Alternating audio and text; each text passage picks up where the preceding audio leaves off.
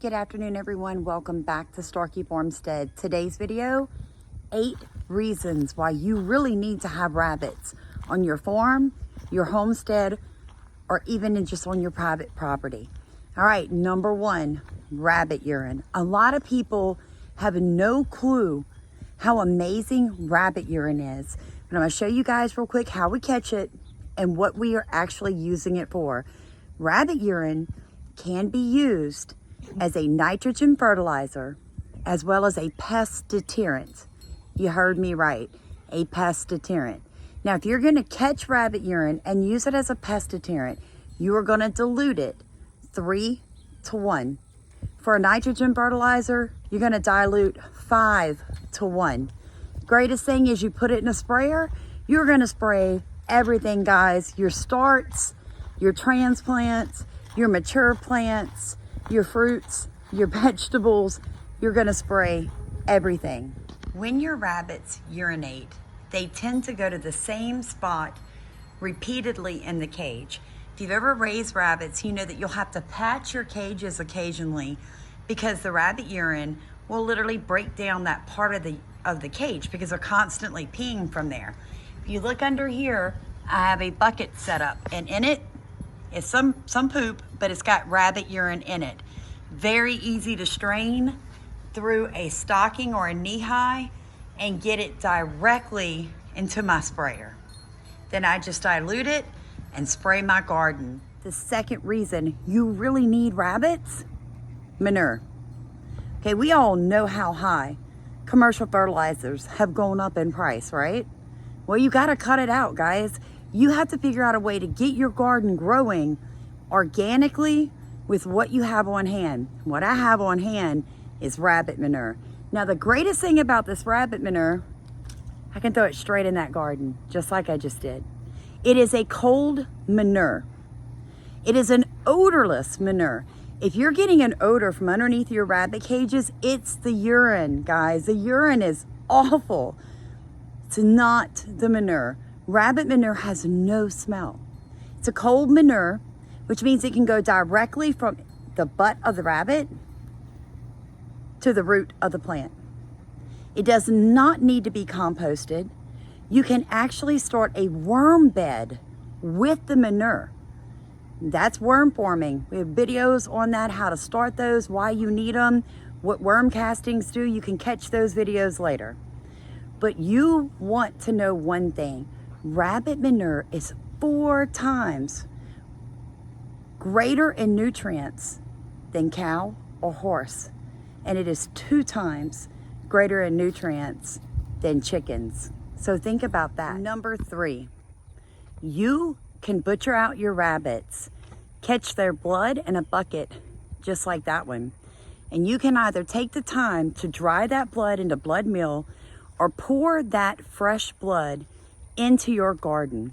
Guys, it is super, super high in nitrogen and iron, which your soil and your plants really, really need.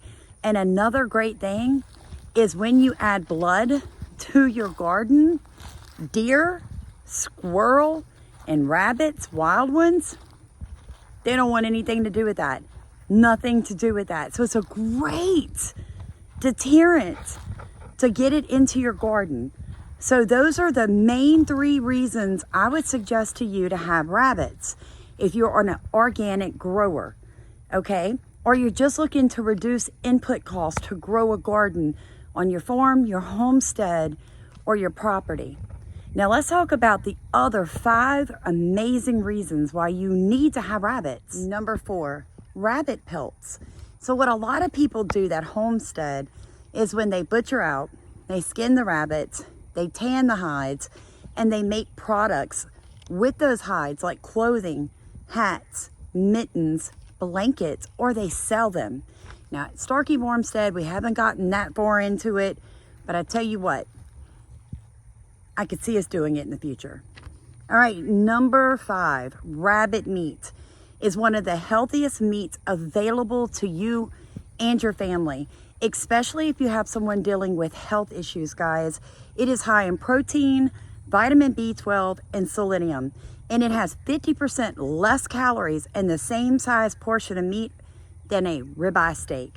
So all I'm saying is really think about it for meat for your family. And I'm gonna be honest with y'all. I feed the organ meat, the guts, the bones, cooked and uncooked, to my dogs so that I can naturally raw feed my dogs more and keep them healthier. My dogs don't go to the vet. I have a 7-year-old Dachshund Rat Terrier mix and a 3.5-year-old German Shepherd. Hammer. He never goes to the vet. Extremely healthy dog. People are like, how do you keep him that healthy without spending a bunch of money at the vet? Quail eggs, chicken eggs, raw, rabbit blood, rabbit meat, organs from anything that I butcher on the property. He does still eat some bag feed, but he doesn't eat it as much as you think he would. And guys, we don't have any health problems. So I'm just saying, proof is in the food. All right, guys, number 6, rabbits are amazing emotional support animals. I cannot tell y'all how many days I have gotten discouraged or injured or ill or worn out on this property, and I go scoop up a baby rabbit and I have rabbit time.